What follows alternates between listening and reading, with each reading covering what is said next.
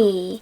In front of me is POCO X4 GT, and today I would like to show you how you can set up app lock on this device. First of all, go into settings and tap on apps section over here. Now you need to click on app lock and choose turn on. Following that, you need to create your pattern, then repeat it and choose next at the bottom right corner. If you had your Me account, you can click on sign in and add. If you don't, click on not now, wait 5 seconds and click on not now in the pop-up.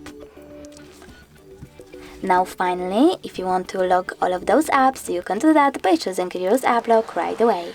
If you don't, you need to click on all of them. Make sure that you see 0 over here and tap on use app lock. Then, if you wish to unlock your apps using fingerprint, you can go into settings and add it. I don't want those, I will go with cancel and tap on the switcher next to an app that I wish to lock. For example, YouTube. Now when I go back and try to access YouTube app, as you can see, pattern is now required. Thanks so much for watching. If you enjoyed this video, don't forget to leave a like, comment and definitely subscribe. Bye!